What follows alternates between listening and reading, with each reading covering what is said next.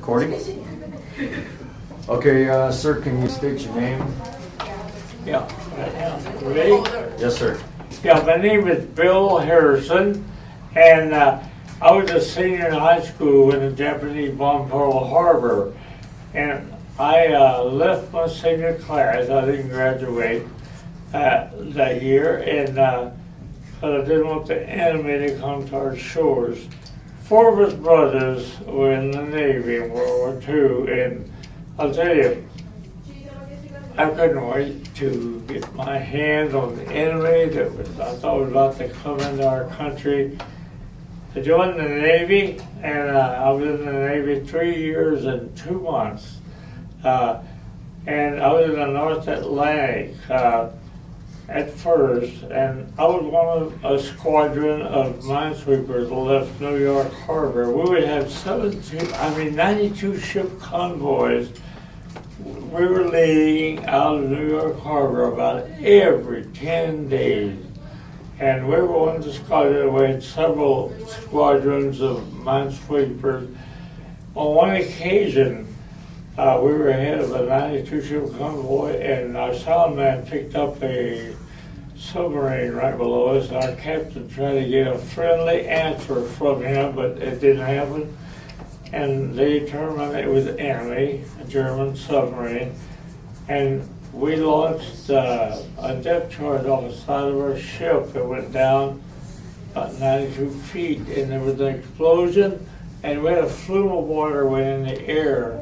At first it was clear water, and then it was we began to see clothing and canvas and wrap and a rope and everything else. But and our sound man got excited, and he said, "I can't pick him up anymore. We must have got it."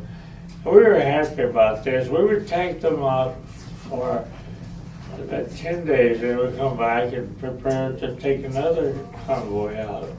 There were several squadrons of minesweepers, and after Germany surrendered, we were over to the Pacific, and on the way there, we were supposed to be on the invasion of Japan, and we were going to be at the front of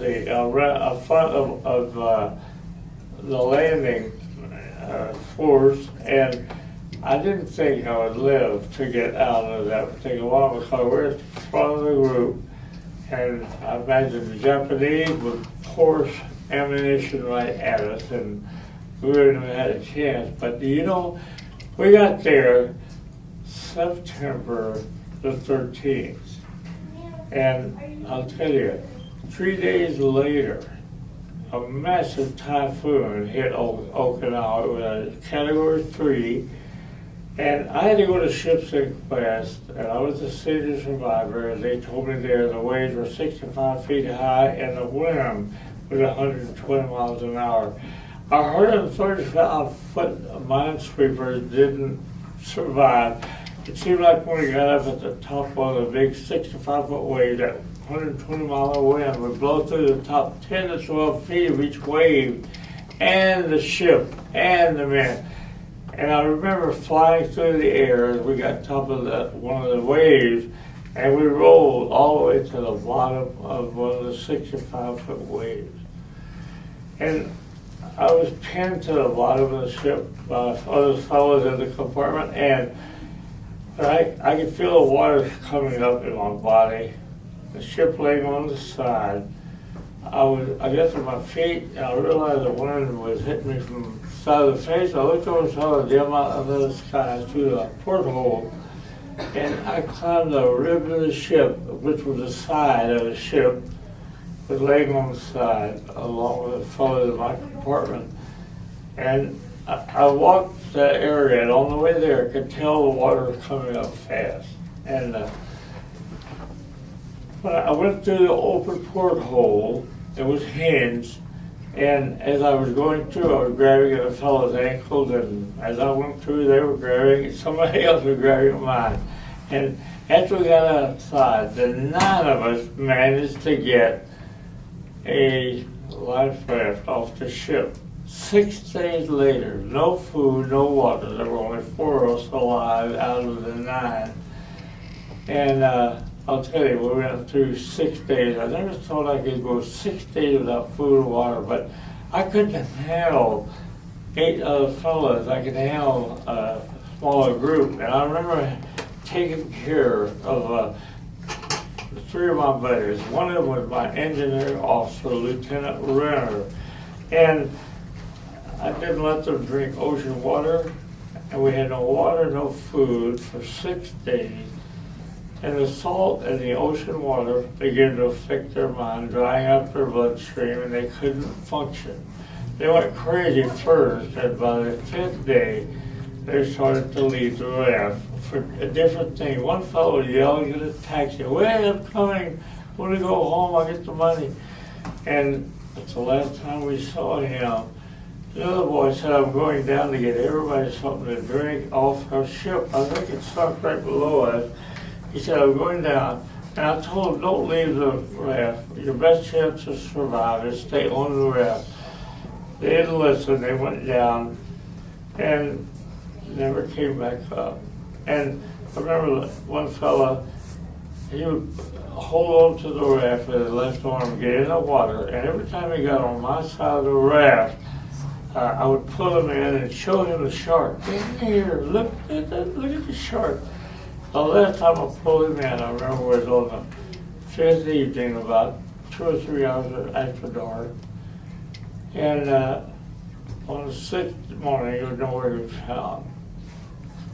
And on the 6th night, I'd made up my mind, that maybe it's my turn to die, and I felt real weak, and I said, "God, if you'll send help, and we're rescued, I will do all within my power to further cause of faith in God." And do you know, the moment I said that, I was living on one side of the raft. The other 3 guys were out in front of where I'm at on a 9-foot by 5-foot raft, and they immediately stood up on the wet slot bottom that actually originally had our food supplies, had a keg of water, enough rations to last 15 men, 15 days, but there was nothing in the bottom of the raft. The 3 boys stood straight up, including the lieutenant, and they began to walk 9 feet over the raft, and on the bottom, let us 5 feet back up to where I was at, and they sat down on my side. The raft went on a 45 degree. I thought it was going to cover us over on the other side. It didn't. But I'll tell you, it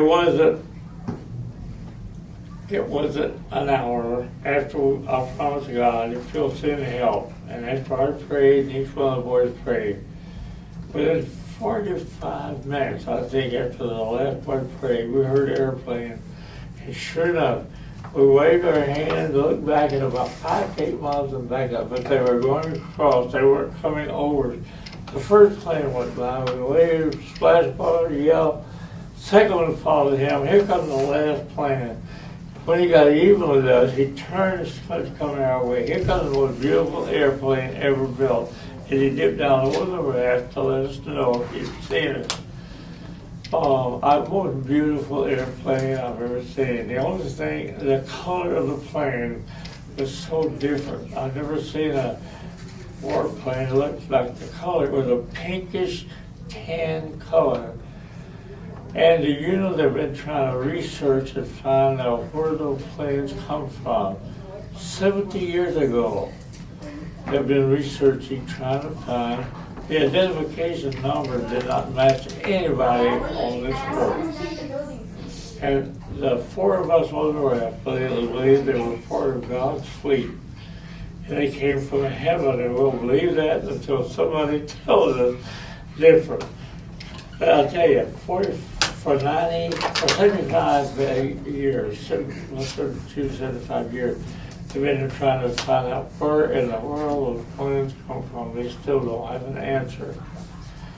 And I'll tell you, I'm doing for 70 years what I promised God I would do. I'll do everything within my power to further cause and faith in God. I've talked to schools for over 70 years, and churches and clubs. Sometimes I go 8 times a week, 2 times a day sometimes. And I'll tell you, God's been good to me. And He's still performing miracles in my life. He healed me of melanoma cancer. I had 32 white spots in my body. They gave me a bone scan because of my type of cancer I had about 13 years after I was discharged from the Navy. I was a general contractor, and they determined I had melanoma cancer, and the Dr. Armstrong in Irvine Hospital, who operated on me, said, "Bill, I just hate to tell you this, but he said, you've got 6 months to live, the way I see it." And man, that didn't bother me. I know God's in charge. If one time they die, I'll go. And it didn't bug me, and I kept answering requests to speak. And I've been busy ever since. And I got my contractor's license. And I know, looking at my life, I know God had a plan for my life, and He wanted me to survive. As a contractor, and my 3 brothers, one a plumbing contractor, an electrical contractor, and a carpenter layout, and the secret to our success in building 53 churches was God's involvement, plus skill, dedicated labor from each church. And after we built several churches, we started having dedication day. The people would ask, "How much does this church cost?" We would tell them and say, "Would you come and build our church?" I'd say, "Get in line." I said, "We have several lined up to do." Can you imagine doing 53 churches in a period of less than 50 years? But that was what we did. And I felt real good about what was happening, and God had been so. The last 2 verses of the 91st Psalm said, "Because He loves me, says the Lord, I will rescue him. He will be in trouble and call upon me. I will rescue him. With a long life will I satisfy him and show him my salvation." Here I am, 96. I'll be celebrating my 96th birthday in 1 week. And still feel great. I don't feel no pain anywhere. My cancer is gone. And they did a X-ray about 3 years after they found that the white spots. But my buddy who I played golf with, he said, "Bill, I'm going to pray that God will heal you of bone cancer." And he said, "You're doing a great job on this earth telling the schools and the kids that are coming up how to survive if your ship happens to sink on the ocean in a typhoon, or regardless of how I would say it." But anyway, I'm starting to pray for you that God will heal you. Within 3 weeks, he called me and said, "Bill, you no longer have melanoma cancer. You no longer have white spot." And man, I was so thankful. I knew I didn't hurt anywhere. Once a month, my doctor would say, "Bill, where do you hurt?" I said, "I don't hurt anywhere." And I didn't want to tell my doctor that my buddy told me that God is healing me of bone cancer, but I kept speaking, and my doctor kept asking me every month, "Where do you hurt, Doris?" "I don't hurt anywhere." So he said, "We got to do one more bone scan. If the spots are bigger, or you have more of them, we can slow it down with radiation." Okay, give me the referral. It went to the same doctor. They did another X-ray 10 days later. The lady called me from Dr. Simpson's office and said, "Bill, we're confused. We know you have melanoma cancer, and we know you have 32 white spots." You remember, she said, "You and I counted them 32 white spots, 2 inches in diameter, to the top of your head, bottom of your feet." And she said, "We're confused. You don't have white spots and no sign of cancer." And the doctor sent a little letter along with it. Said, "This man is in perfect health." Here I'm 96 years old. Is this a modern day miracle or not? What a blessing. Okay, thank you very much, kids, for listening to what I had to say. And if you have any questions, I'll be glad to answer. Okay, thank you, Mr. Harrison. Scholars, ask them about conflict, compromise, the consequences, short-term, long-term. Mr. Harrison, what were like the short-term consequences after you got rescued? Basically, like problems that only lasted for a short time. Yeah. Yep. Now, what's the question she had? Closer, closer. What were some of the short-term consequences, like problems that happened after you got rescued, but they were only lasting for a short time? I see. Well, after I discharged from the Navy, After you were rescued, Mr. Harrison, after you were rescued, what problems occurred that were short-term? well, you know, I was married. I had a 2-year-old son at that time, and I tell you, at my church, when I gave my church the first time I talked about what happened to me, within 2 weeks after I discharged from the Navy, then there was a building contractor in our church, and he said, Bill, where are you going to go to work down here out of the Navy? You're 22 years old. And I said, well, I want a job. I've got to support my family. And he said, well, would you like to learn to be a carpenter? And I was only 22 years old. I said, oh, I'd love that. He said, well, come and start work for me for $1 an hour. This was back in 1945. And you'll start by cleaning up the places and then working with a carpenter, German carpenter. And you can go through the carpenter's training program with the union and sign up for union. And I said, hey, this sounds great. So I went to work. Sure enough, I would always go in and start learning carpentry. I learned to be a German carpenter, and I was hanging doors, putting on trim. And do you know, I got my German carpenter license, and then 6 years later, I got my contractor's license, and that God had a plan for my life. That's when I built the 53 churches as a contractor. The secret to our success was God's involvement, plus donated labor. One brother plumber, another brother electrical contractor, another brother carpenter layout man. And the only one that were paid was my brother and myself. And one time I counted 75 fellows from one of the churches nailing on sheeting at the top of one of the churches.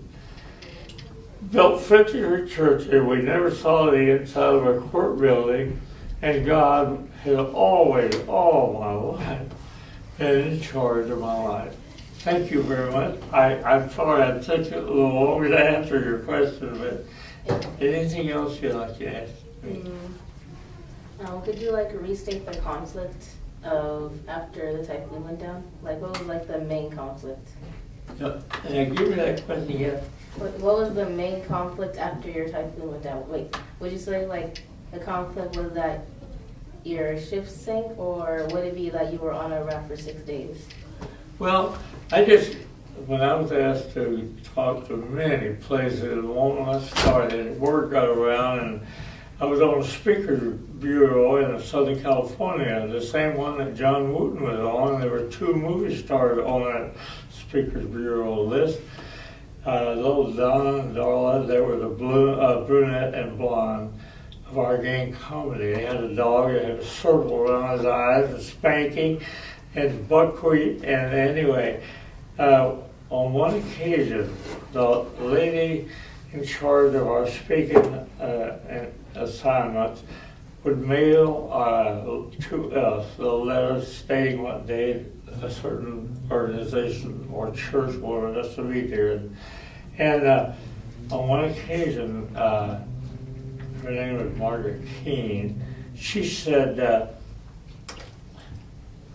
Bill, do you realize you're the most requested speaker on our bureau? And I said, no, John Wooden, he's famous. I'm not famous. I said, he's the basketball coach for UCLA. It's famous. And I said, not more than him. She said, oh yeah. She said he gets quite a big fee for his speaking engagements, and he said, we're sponsoring your talk.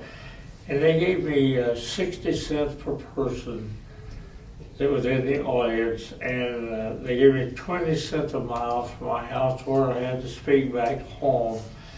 And every other week they would give me a check for what I had coming.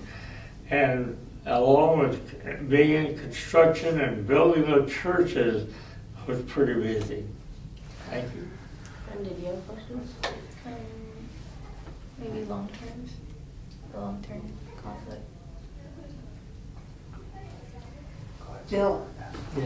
the question was, what was more of a conflict, your ship sinking or being on a raft?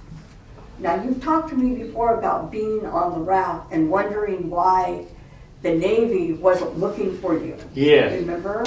Yeah. You've told me this before. Yeah.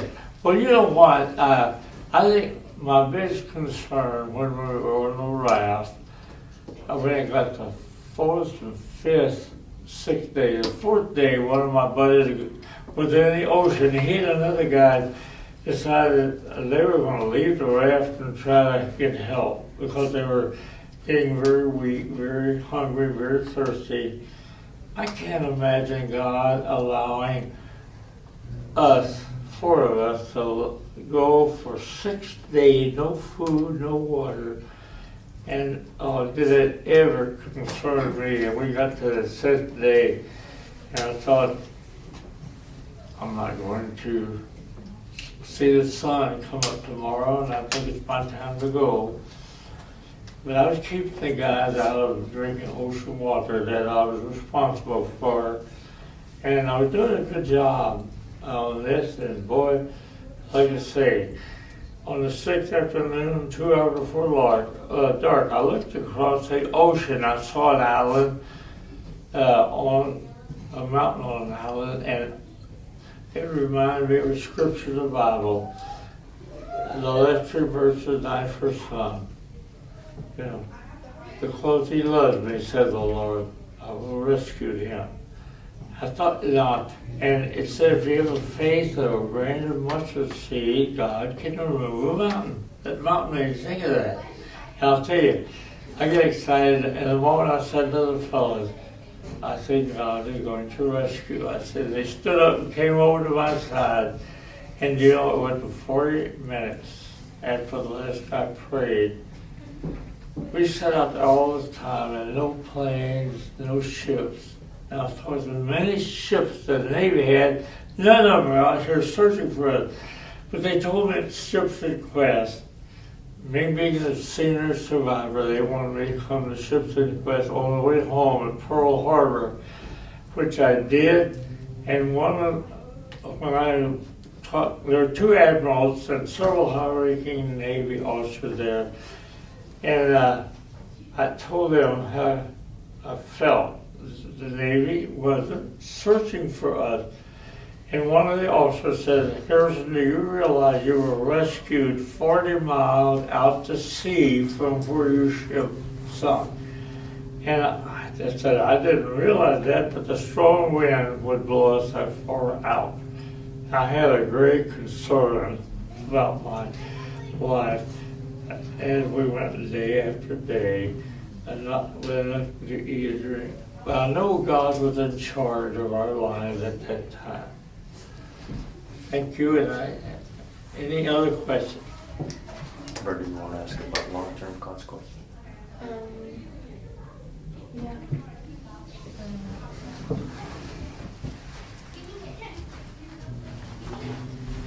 What would you say what the long-term consequences were? I talked a little loud on the hard time here. What would you say the long-term consequences were? Well, the long consequences. Well, you know what? When I first got out of the Navy, I thought sometimes I don't have a sleeping pill, or I have some dreams that were giving me a few problems.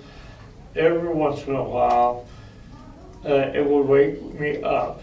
And I was fighting, trying to survive, drowning on the South Pacific Ocean. And I would wake up just fighting and rolling, tossing, and trying to sail. I was on the ocean again. I had a few nightmares, but God was good. He took me through most of this period. But it was a very, very serious concern on my part about having these nightmares that bug me. And I still have occasional spots where at a certain point I will be back on the ocean and watching my buddy killed by one of the sharks. Didn't help a lot, but God kept most of the feelings away from me. I'm so glad. It could be much worse than it was. But I'm glad He's taken me through this period of time. And I'm glad that I can look back, me and my three brothers, and realize that we were part of a generation that many guys on television and newspaper articles, they talk about our particular generation being the greatest generations of Americans since the beginning of the USA. And do you know, as I would speak to each school, and I look in the face of these kids, I see the future of the greatest country in the world, the United States of America. And listen to their questions like you're asking today. I know they've been taught by dedicated teachers. Oh, I get excited. These are the future of our United States of America. And I'm anxious to go one day, or several days. I have to go sometimes twice a day speaking for lunch and thing, and also breakfast beginning thing for a group of people. And I'll tell you, God has been good to me this way. And I pray that God will open more doors, that I can talk to more kids, because here they come, get ready, doctors, lawyers, policemen, community leaders, and that's what I see in these kids' faces. And I'm so excited, especially when I hear the question they ask. It all makes sense. And I know they're being taught by dedicated teachers. Thank you. Thank you, Mr. Harrison. Anybody else? Are you good? Okay, thank you, sir. Oh, it's Thank a you very pleasure. much. Scholars, do you want to get in there and get a picture with them? Go ahead, push Folks, pause or stop or whatever. all of you get in here. If you girls want to get a picture with them.